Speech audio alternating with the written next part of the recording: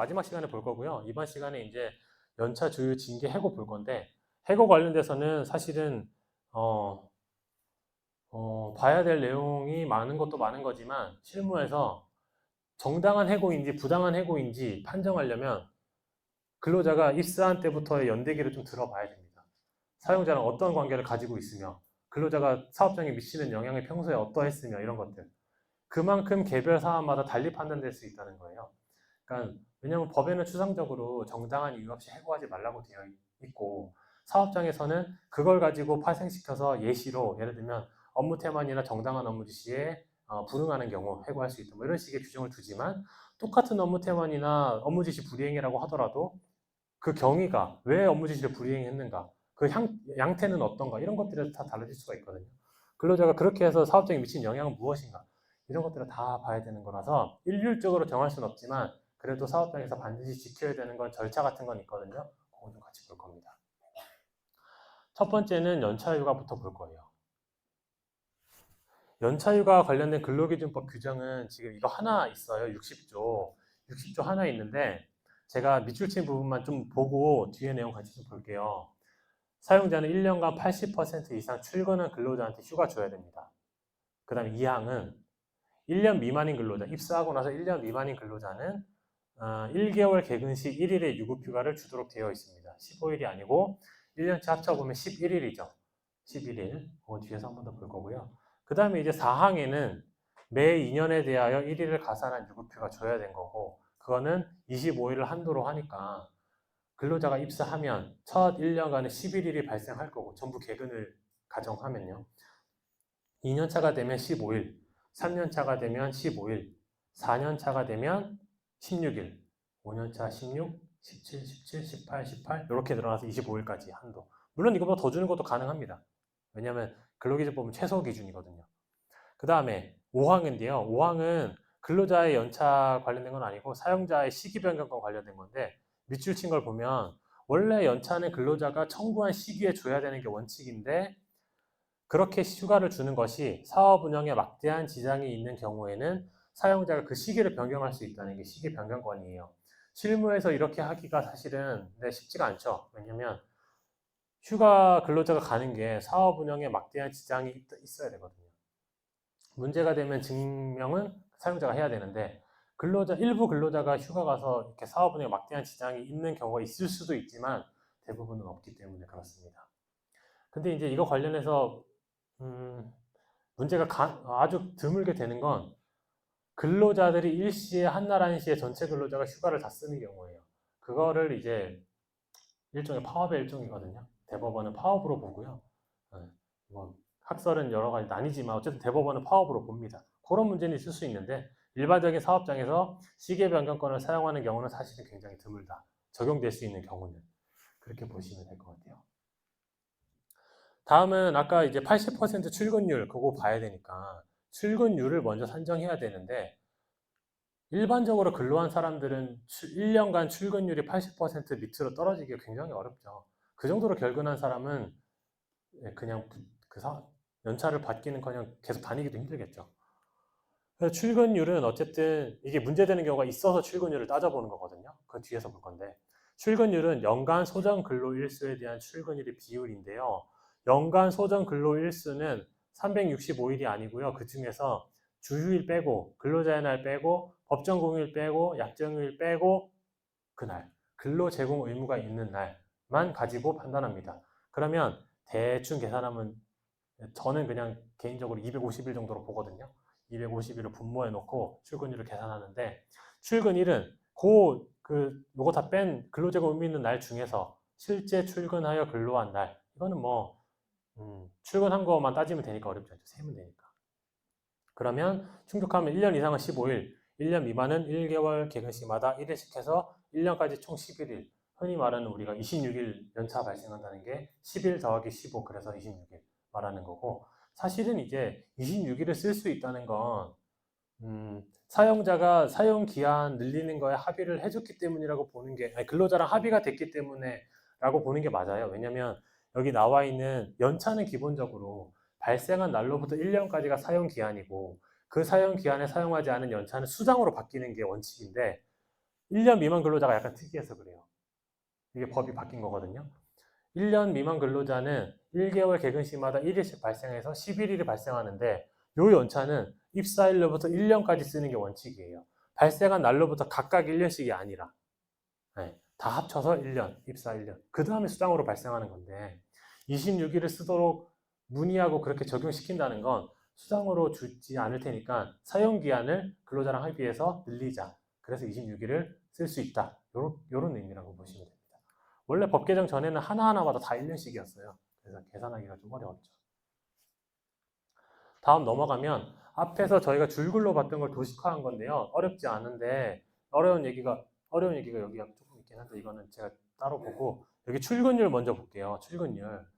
분모에는 연간 소정 근로일수 저는 개인적으로 250일 정도로 잡아서 그냥 대충 계산하는데 250일 그 중에서 출근일을 넣고요.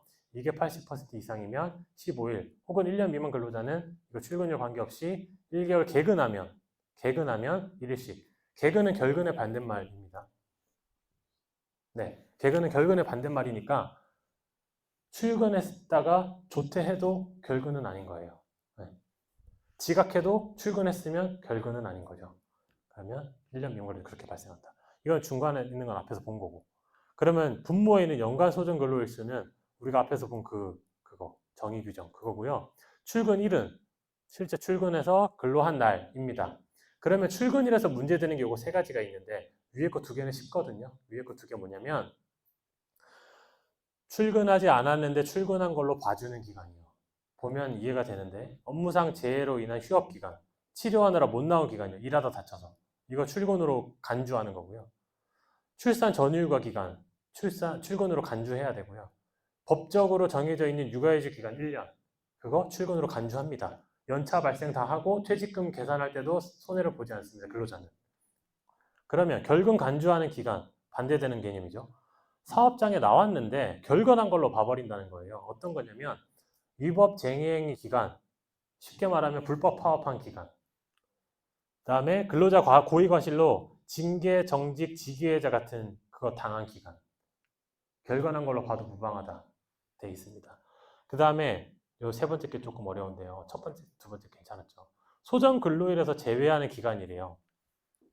소정 근로일에서 제외한다는 건 이 분모에서 제외한다는 거거든요. 분모에서 제외한다는 거의 의미는 근로자가 조금만 출근해도 80%를 채우기가 쉽다는 의미. 근로자한테 손해보지 않게 하겠다는 의미예요. 그러면 그런 날이 언제냐? 정당한 쟁의행 기간, 정당한 파업한 기간, 그 다음에 노조 전임 기간. 노조 전임 기간은 노조법에 있는 거긴 한데 출근은 하는데 일은 하지 않고 노조일만 하는 사람이거든요.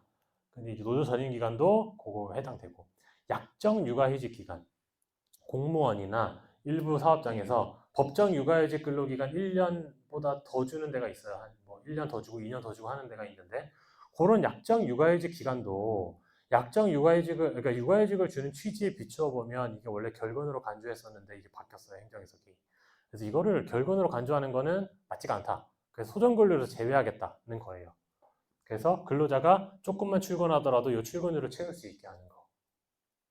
여기서 한 발짝 더 나가면 좀 더 어려운 게 있습니다만 실무에서 크게 다뤄지진 않기 때문에 넘어갈게요. 그게 뭐냐면 이 소정 근로일 제외 기간하고 관련된 건데요. 너무 어려워요. 말씀만 드리면 소정 근로일 제외해서 분모가 적어졌잖아요. 그래서 얘가 80%가 넘으면 그냥 10을 다 주는데요. 이게 이렇게 했더니 80%가 안 됐어요. 그러면 연차 발생 안 하죠. 80%못 나왔으니까. 근데 분모가 줄어든 경우라면 비례해서 주게 되어 있어요. 15일보다 적은 일수를. 그거까지만 그냥 알아두셔도 돼요. 너무 어렵습니다. 어쨌든 그렇다. 왜냐하면 이게 근로자가 손해보려고 소정근로에서 제외한 게 아니니까. 조금만 해도 출근율을 달성할 수 있게 해주는 기간이니까. 그렇습니다. 80%가 안 되더라도 연차가 비례해서 좀 적게는 부여될 수 있다. 넘어갈게요. 이제 수당인데요. 아까 말씀드렸던 것처럼 근로자가 연차휴가를 사용할 수 있는 기한을 넘기고 나면 그 근로자가 연차휴가를 청구할 수 있는 권리는 연차 수당 청구권으로 변경되는 거예요. 근로자의 권리가, 그러니까 보통 이렇게 물어보시거든요. 근로자 연차는 1년간 쓸 수 있다는 거 알고 있는데, 그러면 이제 근로자가 안 썼으면 소멸하는 것, 소멸이라는 용어를 쓰시는데, 소멸하는 게 아니고 얘로 변경되는 겁니다. 수당으로. 그렇게 보시면 되고, 그러면 결국은 이게 왜 그렇냐면 여기 이제 대법원 판례를 가지고 왔는데요. 위에는 이제 연차휴가 수당을 청구할 수 있다는 내용, 밑에가 중요한데, 연차휴가를 사용할 권리 혹은 연차휴가 수당 청구권은 근로자가 이렇게 출근해서 발생하는 것으로서 연차휴가를 사용할 해당 연도가 아니라 그 전년도 1년간의 근로에 대한 대가이기 때문입니다. 많은 물어보시는 것 중에 많은, 그리고 납득을 잘 못하시는 것 중에 하나가 근로자가 입사해서 1개월 개근해서 하루씩 주는 거 11일 알겠다 이거예요. 근데 2년째가 366일째가 되는 순간 왜 15일이 또 발생하냐 이거죠. 줬잖아요 11일. 왜 15일 또 주냐고요. 근데 일단 판례는 그래요. 전년도 근로의 대가니까 내가 그때 80% 이상 일했으니까 15일 주는 거고 이 11일이 사실은 치고 들어온 거지 15일은 옛날부터 그랬어요. 근데 이제 이 11일이 생기게 된 경위는 원래는 옛날에 2017년 5월 30일 입사 이전과 이후로 나뉘는데 옛날에는 1년간 입사해서 1년 동안 11일 발생하는 거 맞았거든요. 근데 366일째가 되면 4일만 줬어요. 그러면 합쳐서 15일 쓰라는 거죠. 1년, 2년 합쳐서. 이랬는데 그러다 보니까 근로자들이 연차 쓸 게 없다. 이거 회사를 맨날 계속 휴가도 없이 다니란 얘기냐. 이러다 보니까 앞에 11일 인정하고 뒤에 15일 인정하고 이렇게 된 거거든요. 그 법 개정이 제가 지금 말씀드린 거 2017년 그때 바뀐 거를 말씀드린 거지 그 이전에도 수차게 계속 바뀌어 왔던 게 연차휴가 관련된 제도 법령이에요. 어쨌든 그래서 그렇다. 그러면 연차휴가를 사용할 해당 연도가 아니라 전년도 1년간의 근로에 대한 대가로 내가 연차를 받는 거고 그걸 1년 동안 쓰는 건데 1년 동안 쓰지 않아서 걔가 수당으로 바뀌면 나는 근로에 대한 대가인 연차휴가 수당을 청구할 수 있는 거고 근로의 대가란 얘기는 임금이란 얘기인 거고 연차휴가 수당을 주지 않으면 노동청에 가면 그건 임금체불로 분류가 된다는 거. 거기에 의미가 좀 있겠습니다. 넘어가서 이게 이제 여기 사진 나와 이게 캡처 파일인데 이게 이제 예시고요. 법정 서식 아니고 이게 뭐냐면 연차 관리 대장이에요. 이거 저희 법인에서 공통적으로 쓰는 거 아니고 그냥 제가 대충 만들어서 갖고 온 거거든요. 어떤 걸 보여드리려고 하는 거냐면 통상 근로자는 이제 이렇게 일하는 사람인데 미사용 연차 수당은 시급에다가 8시간 일하니까 8시간 곱하고 자녀 연차 일수를 곱해서 그 연차이고 수당을 계산을 하거든요. 그러면 자녀 연차 일수를 알아야 되는데 자녀 연차 일수는 지금 표상 제일 오른쪽에 있거든요. 근로자마다 입사일을 알아야 되고요. 입사일을 알아야 연차가 몇 개인지를 알아요. 그걸 알고 그 다음에 월별로 근로자가 연차를 쓰려면 자기가 그냥 쓰는 거 아니고 보고하고 쓰잖아요. 휴가원을 내든 뭐 구두로 보고하든. 그럼 이제 월별로 근로자마다 며칠을 썼는지가 기록이 돼야 되고요. 그러면 여기에서 단순 수식으로 산정 법적으로 계산한 연차랑 이거 빼기 사용한 연차에서 남은 연차 해서 이제 월말에 수당 주는 거 그거 하려고 요거 대장 만드는 거예요. 근로자가 지금 보면 여긴 10명인데요. 사실은 제가 아까 연차가 며칠인지를 알려면 입사일을 알아야 된다고 했는데 입사일을 기준으로 연차를 계산하는 게 근로기준법 원칙입니다. 근데 지금은 10명이지만 사실은 5명만 넘어가도 근로자마다 입사일이 다 다르다면 연차 관리하기 너무 힘들어요. 보통 일이 아닙니다.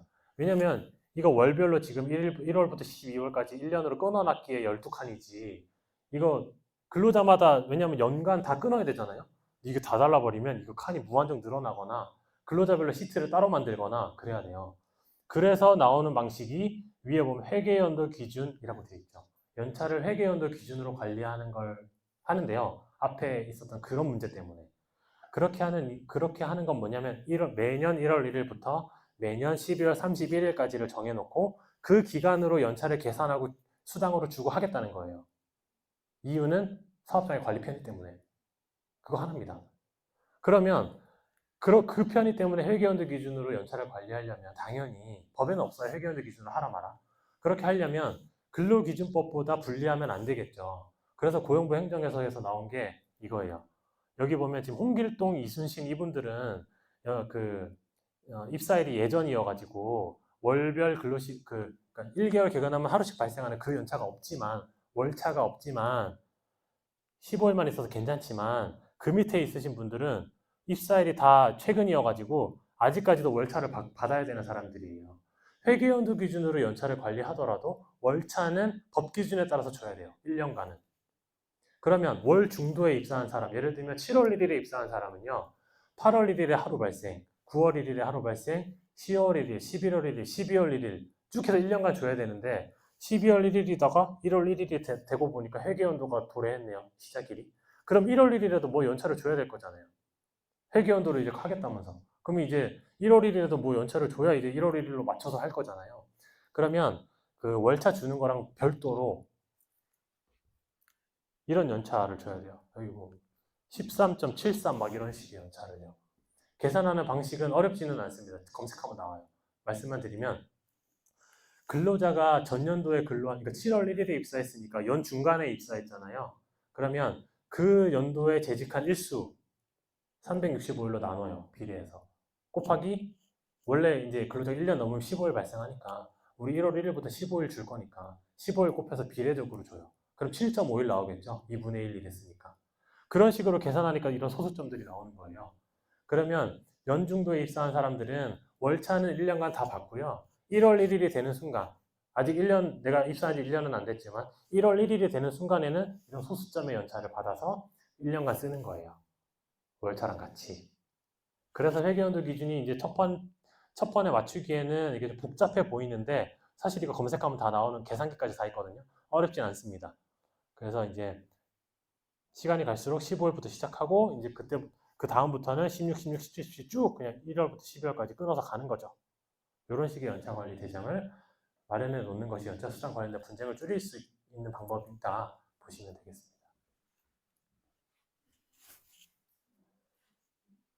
아, 네. 이제 단시간 근로자의 연차 수당. 네.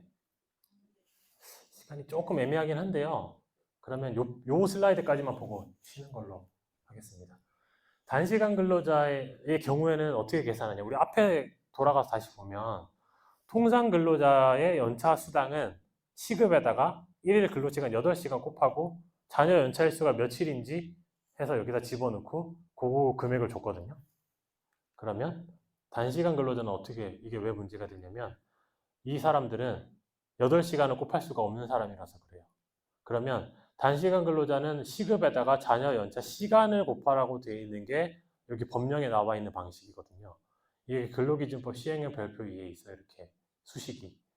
이 수식을 한번 뜯어보면 통상 근로자의 연차휴가 일수, 예를 들면 15일이 되겠죠. 통상 근로자는 15일을 받는 경우에, 그러니까 입사일 기준으로 따져봐서 2년 차 이상인가 보죠. 15일 곱하고요. 8시간은 통상 근로자 1일 소정 근로 시간이죠. 곱하고요. 여기에는 통상 근로자의 소정 근로 시간 분의 단시간 근로자 시간, 이렇게 비례해서 주라는 거예요. 여기 분모 분자에 들어가는 건 일반적으로 하루의 소정 근로 시간을 잘 넣지는 않고 일주의 소정 근로 시간을 넣는데요. 그래서 분모가 40이 보통 돼요. 왜냐하면 단시간 근로자가 깔끔하게 3시간씩 5일 일해서 15시간 일해서 그렇게 계산이 떨어지면 좋겠지만 단시간 근로자는 꼭 3시간씩 5일 이런 식으로 일하는 분들이 잘 없고 뭐 어떤 날 3시간, 5시간, 6시간 이렇게 하기 때문에 그냥 주당 근로시간으로 하는 것도 있고요. 그래서 어쨌든 그렇게 계산을 해요. 그럼 예시로 1일 7시간 3일 일하는 사람은 어떻게 계산하냐. 여기 통상 근로자가 15일이라고 치고 입사일 기준으로 봤을 때 15일 곱하기 8시간 곱하기 40시간 분의 7 곱하기 3일 21시간 해서 63시간 이렇게 계산하라는 거예요. 63시간 분의 연차를 근로자한테 주라는 얘기. 그러면 이걸 굳이 일수로 환산해 보자면 하루에 7시간만 일하니까 9일로 환산이 되죠. 그러면 근로시간이 이렇게 777 똑같지 않으면요. 그냥 63시간에서 시간 차감 방식으로 연차를 주면 되는 거예요. 연차 수당도 시간대로 이거 곱해서 주면 되는 거 하나도 안 썼으면. 단시간 근로자는 이런 수식이 있다. 이렇게 보시면 되겠습니다. 제가 이번 여기 강의 슬라이드에 넣은 내용은 아닌데 질문을 주셔가지고요. 연차 촉진 관련해서 연차 촉진은 법적으로 정해진 기간에 해야지만 정해진 방식으로 해야지만 유효한 거고요. 그 방법을 벗어나는 연차 촉진은 다 인정되지 않아요. 연차 촉진을 하지 않은 걸로 봐요. 연차 촉진은 제대로 연차 촉진을 하면 사용자가 근로자한테 미사용 연차휴가 수당을 주지 않아도 되는 그거거든요. 그래서 통상적인 그 2년 이상 근로한 근로자는 연차휴가를 쓸 수 있는 마지막 날로부터 역산해서 6개월 전에 한번 1차 통보를 해야 돼요. 연차가 며칠 남았는데 연차를 쓰세요. 그러면 근로자가 그걸 보고 내가 남은 연차가 몇 개인데 남은 연차 몇 개를 연 내에 몇 월 며칠에 쓰겠습니다. 제출해요. 그럼 이제 끝나는 거거든요. 연차 촉진은 거기서. 만약에 근로자가 그 계획서를 제출 안 한다. 그러면 그 연차 끝나기 1년이 끝나기 마지막 그 날로부터 2개월 전에 사용자가 이제 2차 촉진. 그때는 연차가 며칠 남았는데 몇 월 며칠에 쓰세요. 이때도 안 쓰면 연차 수당은 없습니다. 이렇게 통보하는 거 2번. 그래서 원칙적으로 근로자 계획서 제출하면 계획된 날짜에 연차를 쓰고 연차 수당 없는 걸로 하는 게 연차 촉진이고요. 만약에 근데 근로자가 자기가 계획서를 제출했는데 그 계획한 날에 일이 많아서 나왔다. 사업장에 출근했다.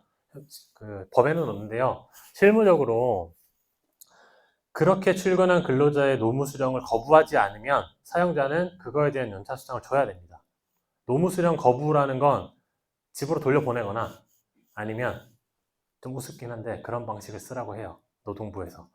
근로자의 책상이나 모니터나 뭐 작업 현장 이런 데다가 몇 월 며칠 연차니까 노무 수령 거부한다는 안내문을 써서 붙여놓으라. 그런데도 근로자가 그걸 듣고 일을 했다? 그러면 그땐 괜찮다. 수당 안 줘도 된다. 이 정도는 해야지 되는 건데 사실 실무에서 노무 수령을 거부를 잘 하지는 않고 일 많아서 나왔다는데 그냥 냅두죠. 그러면 이제 수당 줘야 되는 거예요. 제대로 된 연차 촉진이 안 이루어졌다고 보거든요. 그렇습니다. 그리고 1년 미만 근로자도 연차 촉진 할 수는 있는데요. 법에는 있거든요. 1년 그 11일에 대한 월차에 대한 것도. 근데 그것도 법에 정해져 있는 절차에 따르지 않으면 연차 촉진으로 안 보는데 그게 똑같아요. 그 연차를 사용할 수 있는 기간 마지막 1년으로부터 제가 지금 정확한 개월 수는 기억이 안 나지만 통상 근로자가 6개월 했으면 1년 미만 근로자는 3개월인가 4개월인가 그때 한번 하고 안 하면 또 1개월 전에 한번 하고 뭐 이런 게 있거든요. 근데 만약에 1년 다 일 안 하고 중도에 퇴사한 사람이면 어떡하냐는 거예요. 연차 촉진 하지 못했죠. 왜냐면 끝나기 전날로부터 연차 촉진 6개월이나 뭐 4개월에 해야 되는데 나가버렸으니까. 그때는 연차 촉진 하지 않은 것으로 봅니다. 그래서 그냥 수당 줘야 돼요. 그렇게 보시면 됩니다. 넘어가세요. 격일제 근로자의 연차 사용 관련된 그 고용부 행정해석입니다. 격일제 근로자가 근무일과 바로 다음날 휴가를 사용한 경우, 그러니까 하루 일하고 다음날 B번, 하루 일하고 다음날 B번인 경우에 근로자는 근로일에 내가 휴가를 쓰는 거니까 그거는 휴가 쓴 거고 B번 일은 내가 원래 B번 일이니까 그날도 쉬고 이렇게 얘기하는 거예요. 이틀 쉬고 연차는 하루 쓴 거 아니냐? 그럼 행정해석은 뭐라 그러냐면 격일제 근로자라도 근로자 청구 있으면 연차는 줘야 되고요. 이제 격일제 근무의 경우 1일 근무를 전제로 그 다음날 1일의 휴무를 부여하는 것이므로 근무일과 바로 다음날 그 B번일에 휴가를 사용한다면 연차약을 2일 사용한 것으로 보아도 무방하다. 한편 근무일만 휴가를 사용하고 당초 B번일인 그 다음날에 근무하면 1일의 휴가만 사용한 것으로 보아야 할 것임. 이거는 그냥 글로 이해가 되죠. 근데 이제 마지막 이런 경우를 상정하기는 실질적으로 그렇게 쉽지는 않죠. B번일에 뭐 나와서 일한다고 해도 누가 다른 사람이 다 일하고 있는데 일할 게 있겠어요? 그래서 실무에서는 잘 활용되진 않지만 어쨌든 이런 방법은 원론적으로 가능하다라고 보시면 됩니다. 다음은 격일제 근로자 미사용 연차수당 산정을 1일 소정임금이 관련된 이 근로개선 정책과 이것도 행정해석이거든요. 행정해석을 보면 격일제 근로자가 이 근로시간 등의 적용 제외 승인을 얻은 경우에 연차휴가 미사용 수당 지급을 위한 통상 하루의 소정 임금은 근무일의 절반에 해당하는 근로시간분의 임금을 지급하는 것이 타당할 것으로 사료된다. 이렇게 나와 있는데요. 이게 의미를 그냥 쉽게 예시를 들어서 생각해 보자면 예를 들면 24시간 일하는 사람이라면 그 절반에 해당하는 12시간이 1일에 임금을 구하기 위한 소정 시간이다 이렇게 보는 거예요. 격일제 근로자의 경우에 하루 일하고 다음날 쉬는 거. 그럼 이제 2분의 1로 나누라는 거. 그 정도 의미 보시면 될 것 같아요. 다음은 주휴수당입니다. 주휴는 사실은 주휴수당이라는 용어는 없고요. 법에는 그냥 사용자는 근로자에게 일주에 평균 1회 이상의 유급휴일을 보장하여야 한다라고만 되어 있고 이걸 실무에선 주휴일 혹은 주휴수당 이렇게 부릅니다. 유급으로 보장하기 때문에 주휴수당이라는 말을 쓰는 거고, 여기에서 1주는 7일을 얘기하고 반드시 월요일부터 일요일까지를 말하진 않습니다. 사업장에 따라서 달라질 수 있고 혹은 근로자에 따라서도 달라질 수가 있는 게 주휴일이에요. 그러면 지금 여기 근로기준법을 봤고요. 근로기준법보다 하위 법령이 시행령인데 여기서는 1주 동안의 소정 근로일을 개근한 자에게 주어야 한다라고 되어 있죠. 사실 법에는 개근이라는 요건이 없는데 시행령에는 개근한 사람한테 주라고 갑자기 들어와 있습니다. 이거에 대해서 문제 제기하는 사람도 있긴 있거든요. 근데 어쨌든 현행 시행령 상으로는 이게 나와 있고 유효한 시행령이니까 말은 많지만 어쨌든 그렇게 보아야 된다. 그러면 주휴수당이 발생되는 요건은 법에서 나오죠. 일주일에 평균 하루 줘야 되는데 그 일주 동안을 모두 개근한 사람만이 주휴수당이 부여되는구나 이렇게 알 수 있고요. 그 다음 보면 근로기준 법에 나와 있는 건데요. 4주 동안을 평균하여 1주 동안의 소정 근로시간이 15시간 미만인 근로자는 적용하지 아니한다. 아까 저 초단시간 근로자 얘기하면서 4주간을 평균해서 4로만 나누는 거, 4주 다 넣고 4주 다 빼고 이걸 말씀드렸잖아요.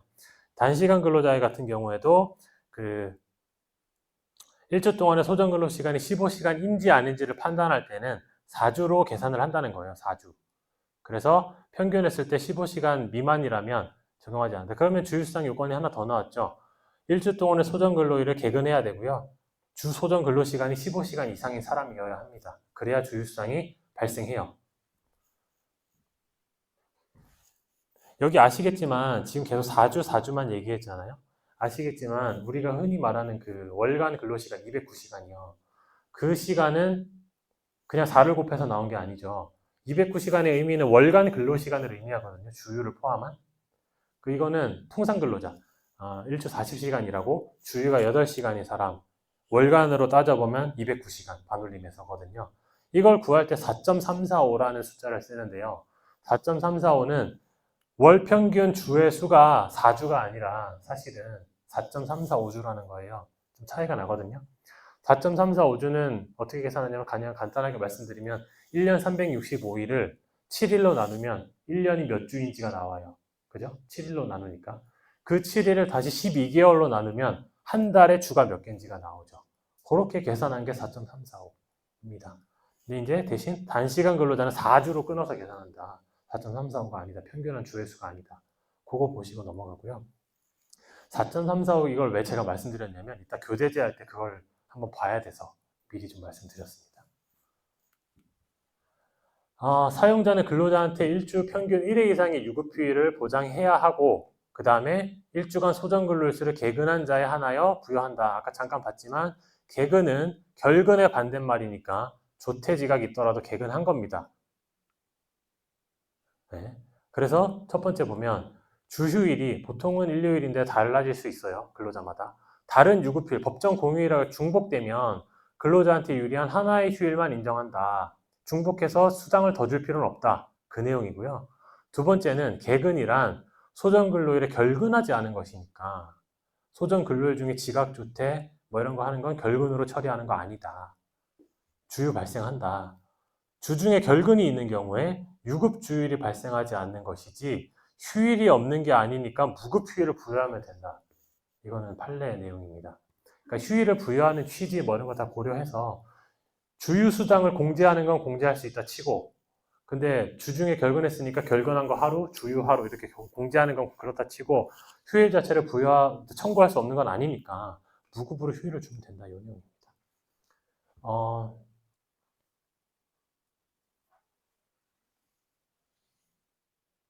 네. 그리고 제가 말씀드리려고 했던 게 지각주택 이런 게 있더라도 주휴는 발생하잖아요. 근데 일반적으로 다 개근한 사람의 주휴는 1일 8시간 일하는 사람은 8시간치의 주휴를 주죠. 보통 하루치의 시급으로 계산해서. 그러면 지각조퇴 이런 거 해가지고 1일 근로시간 8시간 못 채운 사람, 1주 40시간 못 채운 사람은 주휴를 몇 시간치를 줘야 될까가 문제될 수 있는데요. 8시간치 그냥 똑같이 주는 겁니다. 지각조퇴 공제하잖아요. 무급으로 처리한다고 하면 그러면 그건 공제하는 건 공제하는 거고 주휴는 똑같습니다. 다음, 주휴일은 반드시 일요일에 부여하지 않아도 무방하나 주중에 일정한 날을 미리 지정해서 규칙적으로 쉴 수 있도록. 요일은 근로자마다 달라질 수 있다는 내용입니다. 다음에 주휴일을 특정하지 않더라도 근로자가 미리 예측할 수 있도록 해줘라. 주휴일을 주는 취지를 고려한 내용일 거고요. 다음 주휴일은 격일제 근무나 교대제 근무에도 적용된다. 교대제 근무자라고 하더라도 주휴일은 줘야 된다. 주휴일은 1일에 7일, 그러니까 일주 평균 하루씩 주게 돼 있으니까 7일 중에 하루는 줘야 되네요. 교대제 근무자로도.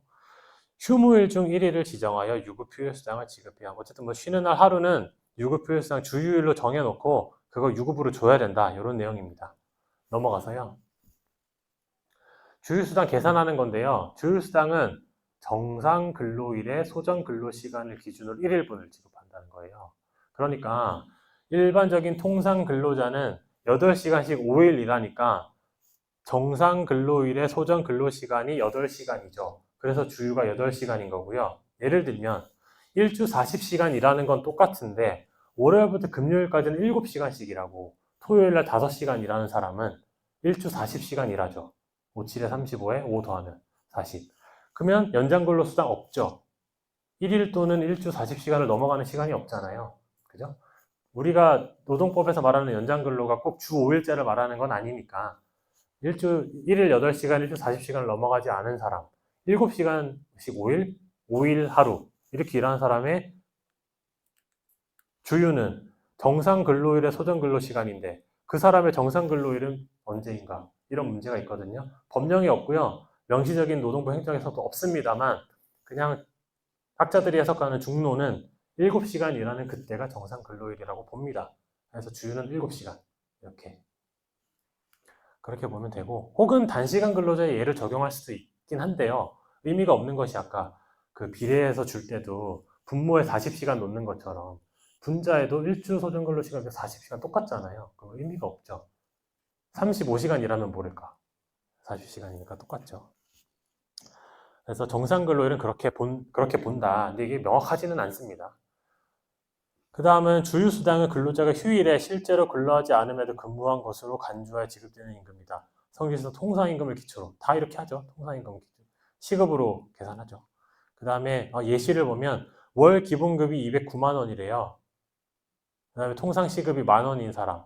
1일 8시간, 일주 40시간이라니까 시급이 만 원이죠.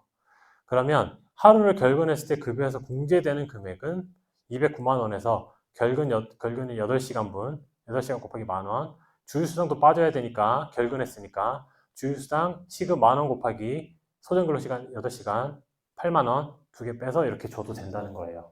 근데 실무에서 이렇게 빼진 잘 않죠. 월급제 근로자. 그냥 일할 계산은 하루의 결근치만 빼고 주휴수당은 그냥 내보냅니다. 법적으로 이렇게 공제해도 문제는 안 된다. 근데 뭐 법적으로 문제 안 된다고 인사적으로도 문제 없는 건 아니니까 근로자가 뭐 법대로만 물론 법에 따라서 관리를 해야 되겠습니다만 법의 영역보다 더 큰 게 인사 관리의 영역이다 보니까 그렇게 잘 안 합니다. 다음은 이제 고용부 행정에서 관련된 건데요. 주휴수당과 관련된 주중에 결근한 경우 주휴 처리 방법 저희 앞에서 봤는데 결근한 날은 임금과 그 주에 주휴수당 발생하지 않으므로 무급주휴로 처리하는 거고 공제 이틀 가능하고 근로자가 소정 근로일수를 모두 근무하지 않았다고 하더라도 사용자에 대하여 유급휴일로 처리해 줄 것을 청구할 수 없을 뿐 휴일 자체가 보장되지 않는 건 아니니까 무급휴일로 주면 된다는 내용이겠습니다. 다음은 주휴 중에 지각조퇴 외출 여러 번 한 경우 주휴일 처리 방법은 정상적으로 주휴일은 발생하고요. 요 밑에가 좀 새로운 내용인데 따라서 주 3회 이상 지각조퇴는 1일의 결근으로 간주해서 주휴수당도 뺄 거예요 라는 규정을 두고 이에 해당하면 실제로 1일 결근으로 처리하면서 주휴수당까지 지급하지 않는 것은 법 위반이다. 그죠? 세 번째는 지각 등을 하더라도 유급주휴수당을 정상적으로 지급해야 하는데 지각 등으로 인해 근로가 공제되지 않은 시간 임금 공제 가능하다. 주휴는 결국 똑같이 주란 얘기고요. 지각으로 인해서 공제할 건 공제하라 이 의미입니다. 그러면 여기 위에 있는 두 번째 문단 다시 보면요. 지각조퇴 3번 이상이면 하루 결근으로 간접이가 안 된다면서요. 그러면 이걸 회피하기 위한 방법으로 어떤 게 있을 수 있냐면 지각조퇴 외출 1주간 시간 합쳐서 8시간이면 그거는 결근으로 간주하겠다. 시간 합쳐서 한 거니까 결근으로 간주한다.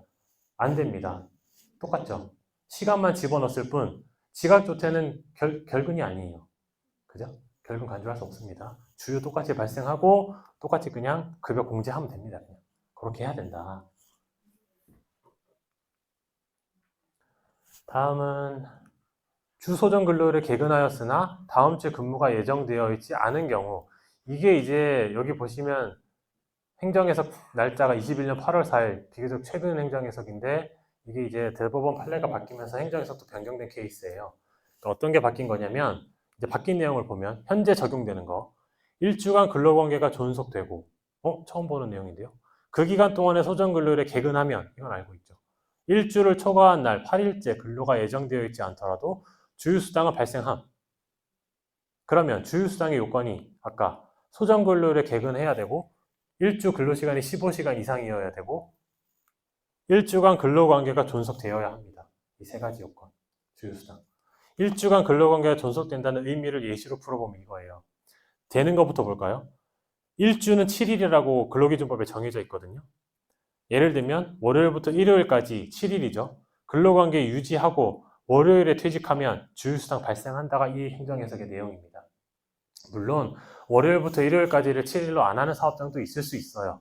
근데 이제 일반적인 경우에는 그런데 근로자가 이때는 예를 들면 사직서를 냈을 때요. 일요일까지 자기가 마지막 근무일로 적어놓고 월요일을 퇴사일로 적었을 경우 사용자가 물어보죠. 토요일, 일요일은 어차피 일하는 날 아닌데 이 사람 잘못 썼다. 이거 금요일로 퇴사 처리할 수 있느냐? 없죠. 주휴수당까지 있고 그 근로자가 사직서에 명시적으로 적은 날짜를 사용자가 임의로 변경하는 건 해고에 해당해버리기 때문에 그건 변경할 수 없고 근로자가 뭔가를 아는 사람일 수도 있죠. 주휴수당까지 받으려고.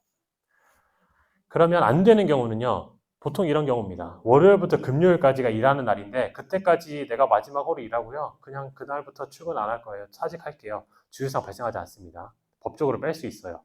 그러면 월요일부터 토요일까지는요. 일요일에 퇴직하면 주휴수당 비발생 똑같죠. 7일간 근로관계가 존속되지 않았으니까. 노동법적으로는 아시겠지만 마지막 근무일의 다음 날이 퇴사일입니다. 그래서 4대 보험 상실일도 마지막 근무일의 다음 날로 다 하는 거잖아요. 근데 이게 저는 잘은 모르지만 세법은 좀 다르더라고요, 개념이.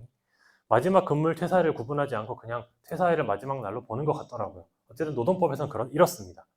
마지막 근무일의 다음 날이니까 항상 이런 표현들이 등장하는 거죠. 이때까지는 그런 거 유지, 토요일에 퇴직.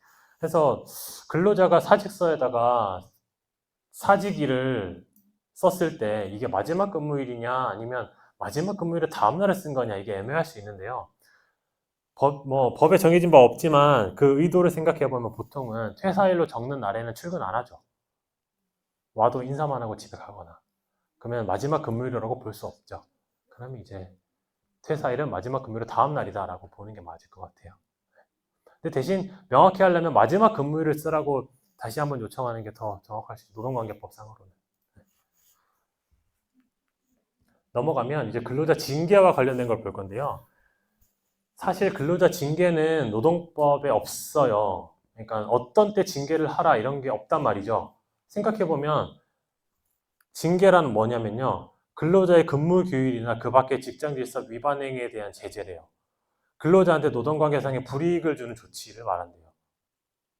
이 의미를 보면 이게 법에 있는 정의는 아니거든요. 그러면 어떤 사업장마다 똑같은 행동을 하더라도 직장 질서 위반일 수도 있고 아닐 수도 있잖아요. 그래서 법에서 일률적으로 정하지는 않지만 사업장 내부적으로 정하죠. 징계는 어떤 경우에 할 수 있다든가, 징계할 때는 뭐 인사위원회를 열어서 해야 된다든가, 소명 기회를 줘야 된다든가 이런 거를 정하는데 그게 내부적으로 정해져 있으면 그걸 따라야 되고요. 절차를. 그게 정해져 있지 않으면 안 따라도 된다가 판례입니다.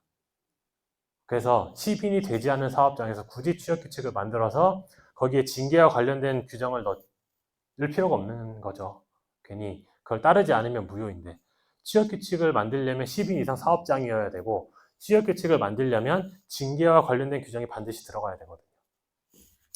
그래서 이런 건데 그래서 법에는 없으니까 근로기준 노동법에는 없으니까 일반 기업에서 징계의 종류는 이렇게 4가지 정도로 구분하는데 아시겠지만 이건 다 공무원들 징계하는 종류 중에 하나입니다. 거기 있는 걸 차용해서 따온 거고 그럼 이제 위에서부터 아래로 갈수록 점점 중해지는 건데 가장 경한 경징계에 해당하는 게 이 견책이에요. 징계 비위행위를 한 근로자에 대해서 경위서나 심할서를 받고 문서로 견책한다는 게 견책이거든요. 물론 이위에 구두경고도 있을 수 있겠습니다만 구두경고를 뭐 징계로 분류하는 경우는 잘 없어서 구조 경고도 있을 수 있고 그다음에 문서로 견책하는 견책이 있는데 여기에서 주의해야 될 건 뭐 견책은 경징계다 보니까 아무래도 부당징계냐 아니냐에 대한 판단을 제기할 가능성도 되게 낮고요. 그런 시비에 휘말릴 가능성이 낮아요. 근데 이제 문제가 되는 경우는 경위서 또는 심할서라는 걸 작성해서 제출하라고 할 때 무슨 뭐 지가 그랬건 잘못을 했으니까 그걸 써오라고 할 텐데 사용자가 그걸 바꾸서 이거를 반려하는 경우가 있거든요. 어떤 이유로 반려하시냐면 죄송합니다. 다음부터는 안 그러겠습니다가 없어서 반려하는 거. 그런 경우가 있거든요. 근데 법적으로는 그렇게 하면 안 됩니다. 그게 효력이 없어요. 대법원 판례에서 설시하는 이유는 헌법상 양심의 자유를 침해할 수 없기 때문에 반드시 사죄의 의미를 담은 심할서를 요구하거나 강요하는 건 효력이 없다. 이렇게 보고 있어요. 그래서 사실은 이제 일의 전말을 쓰라는 게 뭐 그냥 말뜻을 그냥 풀어보면 시작과 끝을 쓰라는 거고 경위서도 그 경위를 쓰라는 거니까 심할서를 써서 왔는데 누가 봐도 불성실하게 한 줄 두 줄 써와서 그걸 반려하는 건 괜찮겠지만 반성문을 쓰지 않았기 때문에 반려하는 건 안 됩니다. 대신 내가 요청한 적 없는데 근로자가 알아서 죄송합니다 써온 거 그거는 문제 없고요. 양심의 자유에 반하는 게 아니니까 그런 것만 주의하시면 될 것 같고 그 다음에 이제 감봉, 감급, 그게 중징계, 여기서부터 중징계에 해당하는데, 중징계 중에서 제일 낮은 게 감봉, 감급입니다.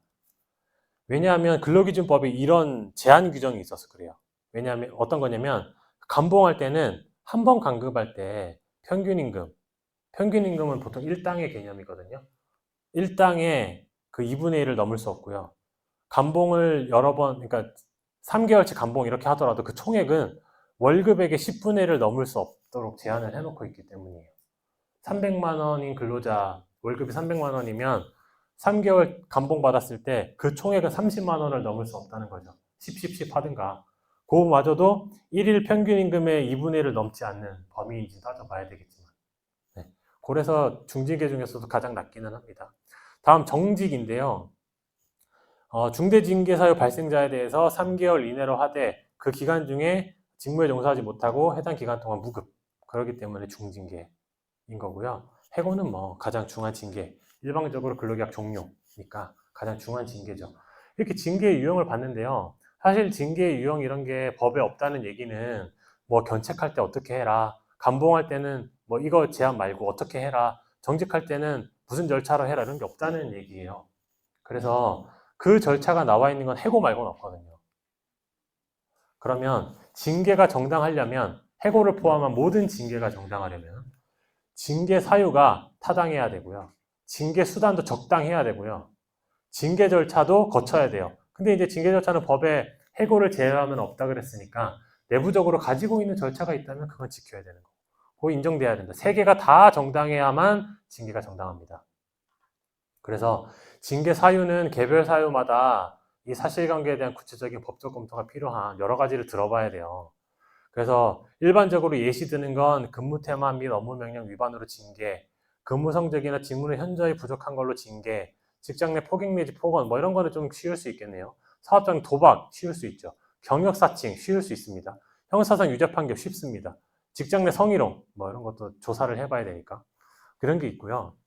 이게 지금 징계 사유가 이렇게 예시로 나열되어 있지만 이 사유마다 이 사유가 있다고 해서 바로 징계가 정당할 수는 없다. 그걸 보여드리려고 예시를 해놓은 거지. 예를 들면 그 문의 많이 주시는 것 중에 하나가 근로자를 뽑아서 쓰고 있는데 그 직무 수행 능력이 너무 떨어져가지고 내보내고 싶다는 경우가 종종 심심치 너무 많이 있어요. 근무 성적이나 직무 능력이 현저히 부족해서 징계 해고, 해고는 징계 해고거든요. 거기에 해당하는 건. 그냥 징계하는 것도 쉽지가 않은데 징계 해고를 하려면 더 어렵죠. 만약에 여기에 해당해서 징계 해고가 인정된 판례를 보면 거기에서 설치하고 있는 거 판단 기준을 보면 그 근로자의 그 직무 능력이 같은 경력이나 같은 직무에 종사하는 사람, 같은 직급을 가지고 있는 사람의 최하위로 가지고 있는 업무 능력보다도 떨어져야 되고요. 그걸 방지하기, 좀 끌어올려 보기 위해서 사용자가 교육 기회도 제공해보고 다른 업무에도 좀 돌려보고 근로자로서 그렇게 개선하도록 기회를 부여했는데도 근로자가 지금까지는 물론이고 앞으로도 개선의 정이 없다고 보여질 경우 이 정도는 되어야 이걸로 해고할 수 있다. 그렇게 봤습니다. 그 판례에서는 사실 이걸로 해고가 인정이 되긴 했는데 좀 심각하긴 했어요. 직급도 높았고, 근데 이제 영업 실적이 수치로 드러나는 직종이었고, 근데 그 수치가 너무도 객관적으로 떨어져 있었고, 교육 기회를 너무 많이 제공했고, 근데 이제 보면 제가 말씀드렸지만 규모가 어느 정도 있는 기업에서는 다른 보직으로 좀 돌려도 보고 교육 기회도 부여해도 보겠지만 시간이 되게 필요한 거잖아요. 근데 이제 그렇지 않은 사업장에서는 그게 실질적으로 쉬울까? 쉽지 않을 것이다는 거죠. 그게 좀 문제긴 한데 어쨌든 그렇습니다. 개별적으로 좀 다 따져봐야 돼요. 그러면 이제 징계 사유는 요 정도 예시를 보면 될 것 같고, 그럼 이제 징계 절차를 볼 건데, 절차는 이제 취획규칙에 있는 거 본다 그랬고 법에 있는 건 해고만 있다고 했으니까 해고를 볼 건데요. 징계 수단의 적당성, 이게 이제 징계 양정이 적정한가 이거에 관련된 내용인데, 이것도 이제 보통은 세 가지로 따져서 보긴 합니다만 보통은 징계 사유 판단할 때 여기에 같이 묻어가는 경우가 많아서 제가 따로 장표를 준비하진 않았고, 그러면 이제 해고의 정당성을 볼 텐데, 해고도 여기서 말하는 건 징계 해고고요. 사실은 해고에는 통상 해고도 있습니다만 징계 해고할 때 사유 정당해야 되죠. 절차 정당해야 되죠. 그거 같이 볼 겁니다. 그러면 해고와 관련해서 법에서는 뭐라고 하고 있냐? 근로자에게 정당한 이유 없이 부당해고 등을 하지 못한다라고만 돼요. 이게 끝이에요. 정당한 이유 없이. 정당한 이유 없이가 뭐냐? 몰라요. 그래서 대법원 판례가 그렇게 많이 나오는 거고 개별 사안마다 따져봐야 된다는 거죠. 이게 사유와 관련된 거고요. 이게 밑에서 아까 봤던 그 해고 절대 금지 기간, 출산 전휴가 기간에는 해고할 수 없고, 그다음에 이제 업무상 부상 요거 요양을 위해서 치료하고 있는 기간 해고할 수 없고, 그거 관련된 거고, 저희는 이제 23조 1항 요거를 볼 건데요. 해고와 관련돼서 해고는 이제 의미는 근로자 의사 관계없이 사용자 일방적인 의사 표시로 근로관계 종료시켜 버리는 거다. 그래서 해고가 정당하려면 해고 사유가 정당해야 되고 해고의 절차적 정당성, 이게 다 두 개가 다 인정돼야 되는 건데 다 법에 있기는 하죠. 있기는 합니다. 그러면 해고 사유만 먼저 볼 건데 두 가지로 구분해 볼 수 있습니다. 이게 이제 뭐냐면 해고 사유가 정당한 이유가 뭔지에 대한 판단 기준, 그거예요. 저희 징계해고 보고 있으니까 징계해고 먼저 보면, 근로자 비위 행위로 인해서 근로자의 직장 질서 침해 행위가 더 이상 근로관계를 지속할 수 없을 정도로 근로자의 책임 있는 사유로 평가되는 경우, 이 정도는 되면 징계해고 사유로 정당하다고 인정될 수 있다. 구체적인 기준은 살펴봐야 돼요. 통상해고는 뭐냐면 예를 들면 업무하다 다친 거 말고 자기 개인 지병으로 오랫동안 근로 제공하기 어려운 사람, 이런 사람인데요. 장기간 혹은 전국적으로 근로 제공이 불가능하거나 근로 제공이 매우 부족한 경우에는 통상해고 할 수 있다. 그러면 정당한 사유를 인정할 수 있다는 거예요. 그래서 이건 이제 어쩔 수 없이 원론적인 그 판단 기준을 가지고 판단해야 되는 거고 개별적인 걸 좀 봐야 됩니다. 그럼 이제 사유는 이렇게 보고 절차적 정당성이 어떻게 되는지 볼 텐데요. 해고 절차는 법에 나와 있는 게 두 가지가 있습니다. 우리가 잘 아는 해고 예고 하거나 해고 예고 수당 지급하거나, 요거 하나랑 해고 사유 시기를 서면으로 통보, 그거 두 개 있어요. 그거 두 개 지켜야 되는데 내용을 좀 볼까요? 근로기준법에 빨간색 보면 적어도 30일 전에 해고 예고를 하든가 아니면 31분 이상의 통상임금을 지급하든가 해고 예고하든가 해고 예고 수당 주든가, 이거예요. 기준은 30일, 여길로 30일이거든요. 토요일, 일요일 관계없이 다 숫자 세야 돼요. 30일에서 하루라도 부족하면 해고 예고를 하지 않은 걸로 보고 해고 예고 수당은 전액을 지급해야 됩니다. 그래서 비례로 지급하는 거 없어요, 그런 거. 근데 이제 밑에서 여기 보면 해고 예고가 적용되지 않은 예외가, 첫 번째는 근로자가 계속 근로 기간이 3개월이 안 된 사람을 해고할 때는 해고 예고는 하지 않아도 된다는 거. 대신 다른 건 다 지켜야죠. 해고 예고만 적용 안 된다는 거. 두 번째는 천재사변이고, 이제 세 번째는 근로자 고의로 뭐 막대한 손해를 끼쳐서 이럴 때는 해고 예고 안 해도 된다. 이런 고용부령이 있어요. 뭐 횡령, 배임, 그다음에 거래처로부터 뇌물 받은 경우 뭐 이런 것들인데, 그런 정도의 사유가 있을 때는 해고 예고 안 해도 된다. 요거예요. 그래서 해고 예고와 관련된 내용을 좀 자세히 보면, 해고를 하려고 할 때 적어도 30일 전에 해고를 예고해야 되니까 30일보다 더 긴 기간을 주는 건 가능하죠. 근데 이제 해고 예고를 30일만 하는 이유는 해고를 하는 마당에 빨리 내보내고 싶으니까, 하루라도 더 보기 싫으니까 그런 거거든요. 그래서 해고 예고를 하지 않으면 31분 이상의 통상임금을 해고 예고 수당으로 지급해야 되는데 또 돈은 해고 예고 수당 줘야 된다 그러면 그냥 예고하겠다는 분들도 많이 계시거든요. 해고 예고를 하거나 예고 수당을 지급할지 여부는 사용자가 선택하는 거고요. 그 다음에 이제 첫 번째 체크. 해고 예고 수당을 30일치 줬다고 해서 반드시 해고가 정당한 것이라고 볼 수 없음. 그냥 해고 예고 수당만 지급한 거지 나머지 요건은 살펴봐야 된다는 거예요. 그 다음에 해고 예고 수당은 근로제공에 대한 반대급부로 지급되는 것이 아니므로 임금이 아님. 따라서 근로소득으로 처리하지 않고요. 퇴직소득으로 처리합니다. 재형력은 아닙니다만. 그렇게 처리하고 그 다음에 해고 전에 해고 예고 수당을 지급했어요. 빨리 내보내려고. 근데 그게 아까 그랬잖아요. 해고 예고 수당 줬다고 해서 그게 정당한 해고는 아니잖아요. 뭐 사유를 정당하게 못했든 서면으로 통지를 안 했든 부당해고로 판정이 돼버렸단 말이죠. 그러면 부당해고로 판정이 되면 근로자는 원직에 복직시키라. 그리고 해고일로부터 원직 복직일까지의 급여를 출근 안 했지만 지급하라. 이런 명령이 떨어지거든요. 노동위원회에서. 그러면 사용자 입장에서는 해고가 부당해고가 돼서 무효라서 다시 원직 복직하고 임금까지 줬는데 그럼 해고예고 수당은 내가 돌려받아야 되는 거 아닌가 하는 생각이 들 수 있거든요. 근데 대법원 판례죠. 해고 예고 수당은 해고의 적법 여부에 관계없이 지급되어야 하는 것이므로 근로자는 이를 반납할 의무가 없다는 것이 대법원 판례 입장입니다. 해고할 당시에 해고 예고 수당 주는 거랑 나중에 부당해고로 판정돼서 그걸 원직 복직시키는 거랑 관계없다가 주된 요지인데요. 사실 전문을 보면 굉장히 많은 이유를 설시는 하고 있습니다. 복잡하게. 결론만 보고 넘어갈 거고요. 네. 그 다음 실무 사례와 행정에서 보면 해고 예고 관련해서요. 해고를 취소하였다면 이건 약간 다른 얘기인데요. 해고 예고 수당을 지급하지 않아도 되는가? 그러면 이미 무효인 해고 처분을 사용자가 취소하였다면 해고 예고 수당은 안 줘도 된다. 안 줘도 된다. 근데 끊고 여기 끊고 볼게요. 무효인 해고 처분이란 얘기는 사용자가 근로자를 해고했는데 해고 예고 수당 주면서 알고 보니까 서면으로 그거 교부를 안 한 바람에 내가 부당해고인 걸 알아버렸단 말이죠. 그러면 사용자가 해고를 취소할 수 있는가? 할 수 있습니다. 해고의 취소란 얘기는 해고가 처음부터 없던 것처럼 돌린다는 얘기인 거고 그러면 근로자는 다시 원직에 복직할 의무가 있는 건데 실무에서 해고를 취소하는 것의 의미는 내가 절차상으로든 혹은 사유상으로 사유가 모자라든 무효인 걸 알아서 취소할 테니까 일단 와. 대신 절차를 갖추든가 사유를 보완해서 다시 해고하겠죠. 거의 높은 확률로 그렇게 합니다. 대신 이제 법적으로만 보자면 무효인 해고 처분은 사용자가 취소할 수 있고 해고 예고수당은 안 줘도 된다. 이렇게 보시면 돼요. 이게 사용자가 해고를 취소하는 게 어디까지 가능하냐면 좀 개인적으로는 이해가 잘 안 되지만 해고를 해서 근로자가 노동위원회에 부당해고 구제 신청을 했는데 사용자가 해고를 취소하면 그것도 받아줍니다. 대신 이제 복직시키면서 임금은 다 줘야겠죠. 네, 그것도 받아줘요. 유효하대요. 어쨌든 그렇습니다. 그래서 취소는 그런 의미다. 그러면 해고 취소 재차 즉시 해고하였다면 당연히 즉시 해고한 거니까 해고 취소하면 재차 즉시 해고한 건 새로운 해고잖아요.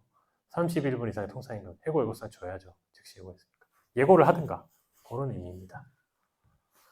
다음은 해고 예고 기간 30일 보통 주는데 그 중에 무단결근에서 즉시 해고한 경우 해고 예고수당은 이 질문의 의미는요. 무단결근을 이유로 즉시 해고했다는 건 무단결근을 이유로 징계해고했다는 의미거든요. 우리는 알고 있죠. 예고 기간 중에 무단결근을 이유로 즉시 해고한 경우라고 하더라도 이때는 예고수당 지급해야 한다. 그러니까 예고 기간 중에는 근로자가 근로제공 의무가 있는 거고 그때 출근하지 않으면 무단결근 처리해서 급여나 퇴직금에서 손해를 보게 하는 건 그렇다 치고 그렇다고 해서 징계해고하는 거에 해고예고가 적용되지 않는 게 아니다. 적용된다. 징계해고에도 해고예고가 적용된다. 그런 답변이겠습니다. 다음 세 번째는 해고예고가 30일 전에 이루어지지 않은 경우 해고예고 수당은 해고예고는 반드시 30일 전에 해야 하니까 30일에서 일부라도 부족하게 된다면 30일 전에 예고를 하지 않은 것으로 해석된다. 해고예고 자체를 하지 않은 거다. 그때는 31분 이상의 통상임금을 전액 해고예고 수당으로 지급해야 된다는 게 여기 행정해석이 되어 있습니다. 그래서 보통 실무에서는 30일 전에 예고해야 된다고 나와 있지만 그 민법상 초일불산일의 원칙도 있고 해서 좀 복잡하니까 해고하려는 날로부터, 그러니까 오늘 해고 예고하려면 그 31일 세 가지고 그때 그 다음 날로 해고일로 정해서 예고하라고 말씀드리거든요. 그렇게 하는 게 뭐 이것저것 따지더라도 안전하게 들어가는 방법이라서 그렇게 보통은 합니다. 다음은 자녀 근로계약 기간이 30일 미만인 경우에 해고 예고상을 지급해야 하는가에 관련된 건데, 여기서 문제되는 건 근로계약 기간을 정한 사람이겠죠. 근데 이제 계약 기간 만료가 얼마 안 남았는데, 30일도 안 남았는데, 해고를 해버리고 싶은 상황이 있나 보죠. 그때 해고 예고를 30일 할 수 없는데 어떻게 하냐 이거예요. 보면 해고 예고할 때 자녀 근로계약 기간이 30일 미만이라고 하더라도 30일분의 통상임금보다 적은 금액을 지급할 수 없으며, 비례해서 해고 예고성을 지급할 수는 없으며, 30일 이상 통상임금을 전액 해고 예고성을 지급해야만 한다. 그냥 계약 기간 만료로 끝내는 게 낫겠죠, 그러면.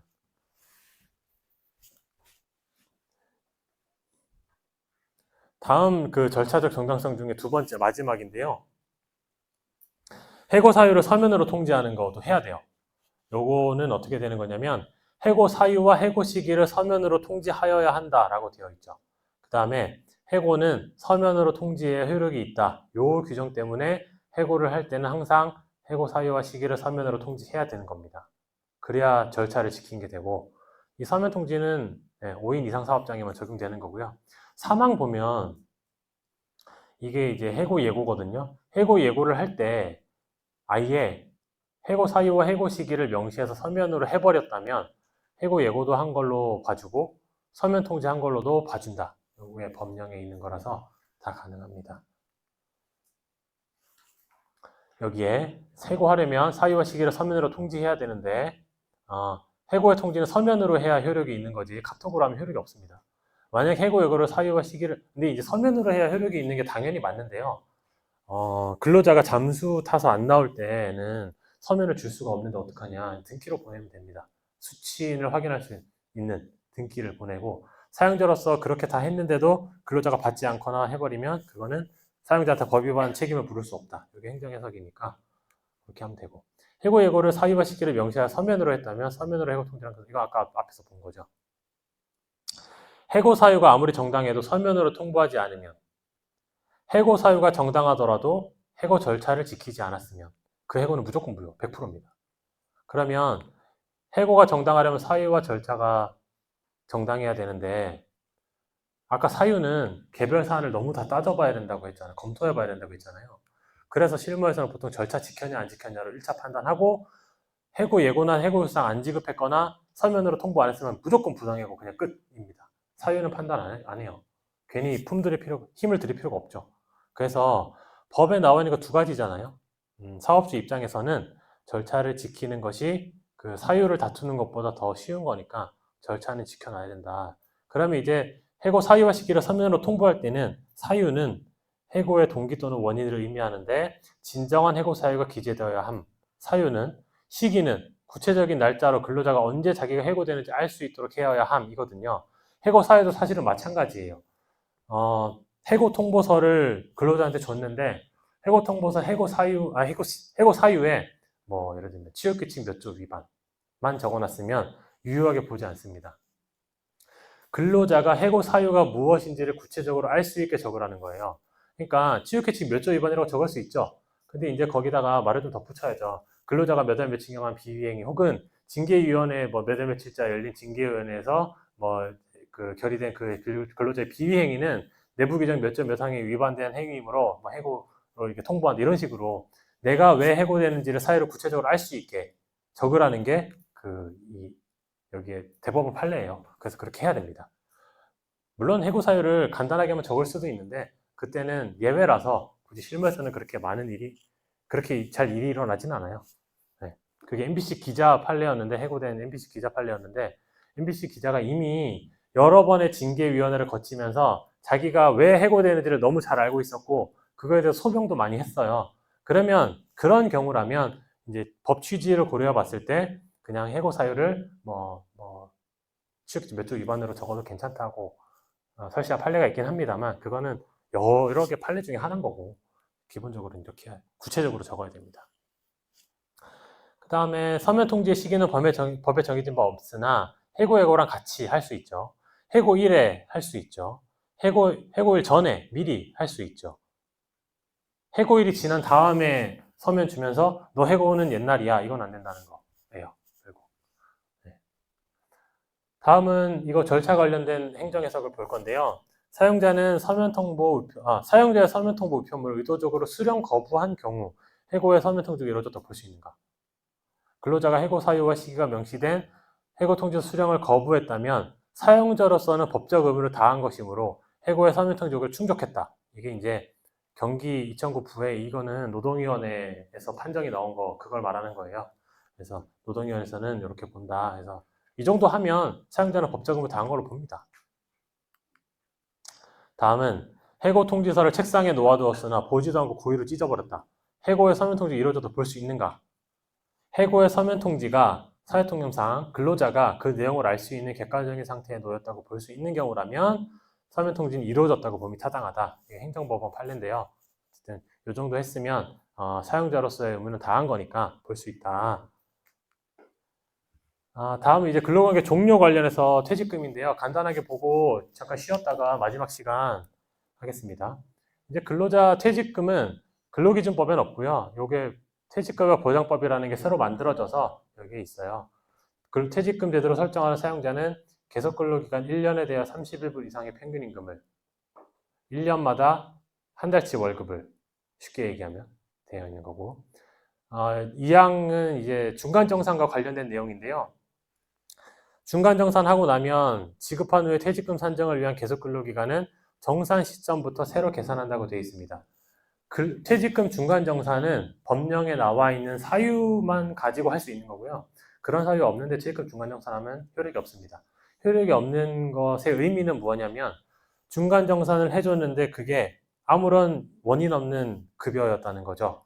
그러면 나중에 근로자가 퇴직하고 나서 나 최초 입사일부터 퇴직일까지 퇴직금 못 받았다고 노동청 가면 감독관은 원칙적으로 그거는 무효니까 퇴직금은 처음부터 계산해서 주고, 내가 그러면 이거 준 거는 뭐냐, 민사통해서 받으라가 원칙입니다. 근데 이제 근로감독관도 미리 지급한 퇴직금 있으면 그거 상기해줘요, 실제로는. 근데 이제 감독관이 원칙대로 한다고 해서 거기에 대해서 이의를 제기할 수 있겠느냐, 그건 사실은 할 말이 없죠. 중간정산 안 되는 걸로 한 거니까. 중간정산 사유는 대통령령에 쫙 열거되어 있는데 그 사유 이외에는 안 됩니다. 예를 들면 무주택자인 근로자가 집을 살려고 하거나 전세보증금을 마련해야 되는 경우, 파산 선고를 받은 경우, 이런 사유가 아니면 중간정산 안 돼요. 혹은 가족의 치료비를 되게 많이 부담해야 되는 경우, 구체적인 수치가 나와 있습니다. 치료비를 부담해야 되는 치료비의 구체적인 수치가. 그래서 그런 사유 아니면 다 인정되지 않아요. 퇴직금에 대해서 볼 건데요. 퇴직금은 이렇게 줘야 되는 건 우리는 너무 잘 알고 있고, 계속 근로기간이란 근로를 제공한 전체 기간, 그러니까 입사일로부터 퇴사일까지 전체를 의미한다고 보면 돼요.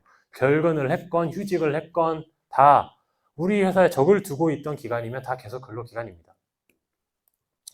계속 근로기간은 실근로 연수 및 개근 출근이라 관계없이 사업 또는 사업장에 적을 가지고 있는 한 근로기간에 포함됨이라고 되어 있는데 예외가 하나 있어요. 법에는 없거든요. 그냥 행정해석인데요. 외국인 근로자를 많이 사용하거나 혹은 그냥 내국인 근로자라고 하더라도 보통 외국인 근로자 있는데 많이 이런 문제가 있던데, 외국인 근로자들은 일하다가 갑자기 1년에 한 번씩 본국에 갔다 온대요.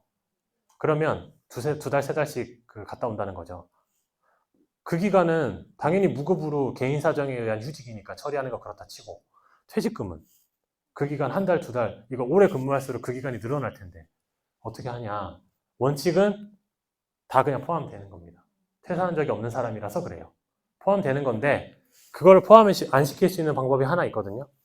전체 근로자에게 적용되는 규정에, 예를 들면 취업규칙 같은 거, 거기다가 개인 사정으로 인한 무급 휴직 기간은 퇴직금 산정을 위한 계속 근로기간에서 제외한다. 이런 규정을 미리 가지고 있었고 근로자들 전체한테 그게 적용되는 거라면 뺄 수 있다. 그렇게 되어 있습니다.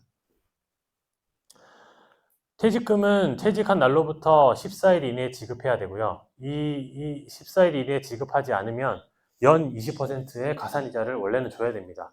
근데 이게 문제가 되는 건 퇴직 금액이 얼마인지에 분쟁이 있어서 그럴 수도 있지만 대부분은 월 중도에 퇴사한 사람한테 우리 회사 급여일은 다음 달 5일이니까 그때 주겠다. 그래서 14일이 넘어버렸다. 그럴 때 문제가 되는데 그 퇴직한 날로부터 14일이 지난 다음부터 가산이자 계산하거든요.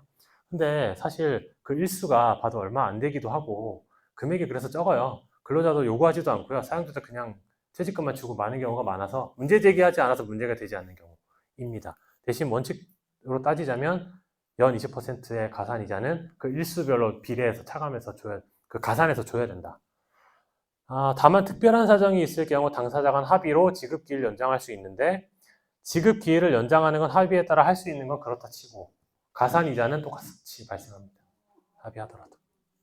근데 이제 실무에서는 잘 청구 안 하고 잘 안 주고 그냥 넘어가죠.